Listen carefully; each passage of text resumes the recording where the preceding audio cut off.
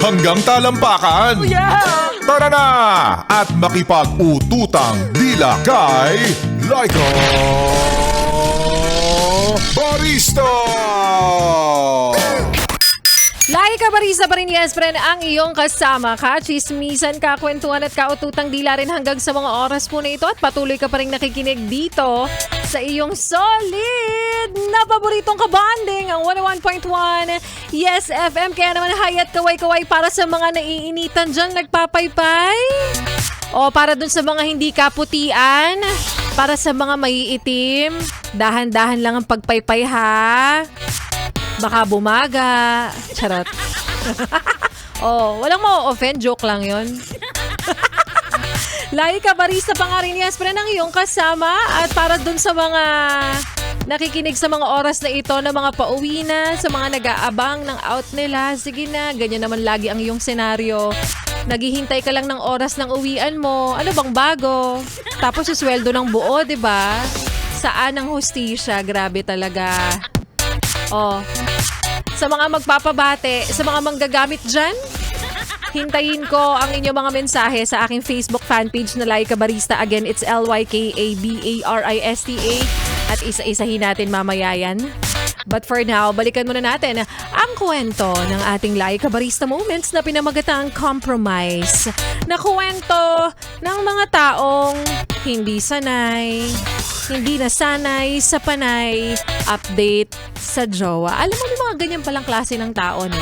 Kaya pala ayaw nilang pumasok sa relasyon dahil ayaw nila ng dagdag responsibilidad.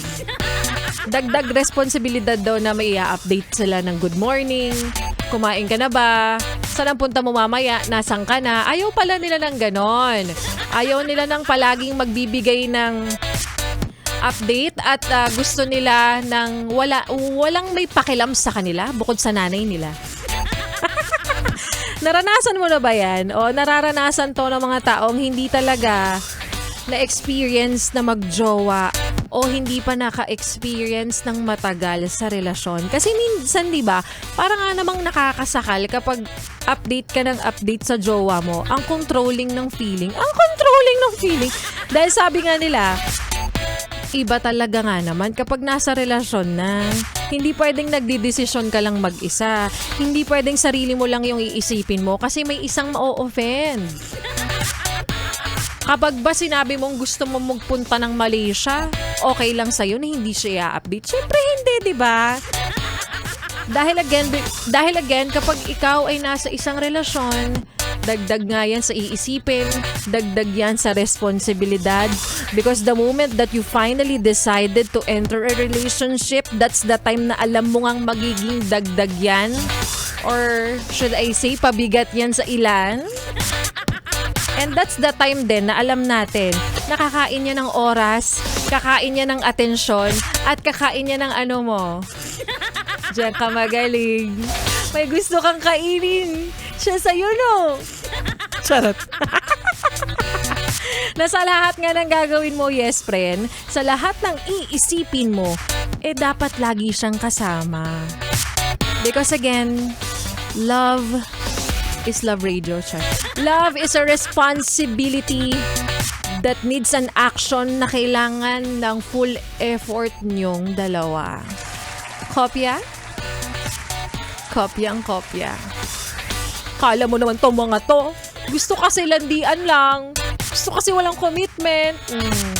Diba? Yun yung uso ngayon. Para iwas gastos, iwas responsibilidad, at iwas sa commitment para, sabi nga nila, dagdagan mo ng isa. May pasobra kasi nga special siya. Charot. Kopya. Kopyang kopya. At heto na nga. Very pang chismis ang entrada natin. Heto na nga dahil may nanalo na ng 500 piso na hatid po sa atin ng Pride Detergent by ACS! Pera, pera! Pera, pera lang yan! ACS! Pera, pera!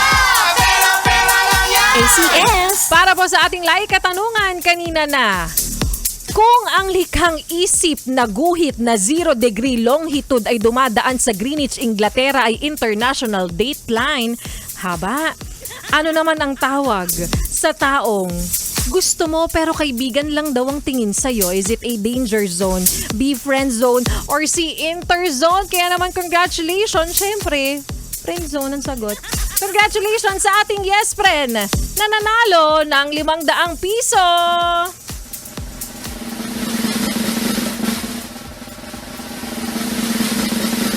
Joanne Inambuang! 500 piso ang para sa iyo, girl. Congratulations at bukod dyan, may isa pa! May isang panalo pa ng 500 piso. Grabe, napakagalante naman ni Laika Barisa. Small thing.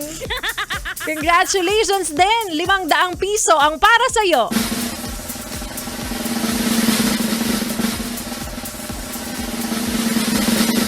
Maricel Padin, sabi niya rito, Laika Barisa, sana ako ang mananalo. Pandagdag lang po sa pang-requirements daw para magka-work na siya, please. Sana makatulong ito sa paglakad mo ng mga requirements mo para magtrabaho ka na, hindi ka umaasa sa mga ano lang. Charot. Congratulations sa ating mga winners. At para sa iyo, yes, pa rin na hindi pa po nananalo, huwag ka nang magalit, huwag ka nang magtampo. Dahil napakarami pa pong pagkakataon, dire-diretso lang ang pamimigay ng 101.1 Yes FM na mga papremyo dito. Hindi lang mapa on-air, dahil mapa online at mapa on-ground din, dire-diretso ang ipinamimigay namin dito. Grocery, merchandise, cash, mga papremyo, pera, ano pa ba? Pumupunta na kami sa lugar nyo para makadaupang palad kayo. Nangingitim na kami kaka-campaign. Walang halong ano yon. Ang gusto lang namin sabihin, ganun kami isinasa puso namin ng trabaho. Walang halong sama ng loob yun, mga B. Charot. Asya, congratulations again sa ating mga nanalo. At para sa mga hindi pa po pinapalad dyan, huwag kayong mag-alala. Lagi nga paalala ni Laika Barista, habang may buhay, may pagkain. May pagkain. Kain ka lang 3 beses sa isang araw para idire-diretso mo lang ang pagsali para magkaroon ka ng lakas. Magkaroon ka ng sipag para araw-araw makinig sa 101.1 Yes FM at magkaroon ng tsansang manalo ng 500 piso na hatid po sa atin ng Pride Detergent. Bye! ACS. Pera, pera! Pera, pera lang yan! ACS. Pera, pera! Pera, pera lang yan! ACS. Kaya naman happy listening sa mga yes friend natin na nag-message na sa aking Facebook fan page. Hello po sa inyo. Magandang araw ng Wednesday sa iyo, Alfred Marcelino, kay Renante Amper, kay Carlo Bitar. Sabi niya rito, good day po DJ Laika. Pabati naman ang solid Yes FM Rizal Team Dragon Grab Driver ng Binangonan, Rizal. Ilan ba kayo dyan? Yung mga Team Dragon na yan. And happy listening din sa mga yes pa na nating si Marina Derla. Good afternoon po, Miss Laika Barista. At ilan pa ang mga yes friend natin na nakikinig din. Solid na araw-araw. Yes FM ang pinipili nila sa kanilang biyahe. Gio Herbuela, Darlene Tup. Ano to? Top o tap? Ano ka, top o bottom? Mariel Bulak.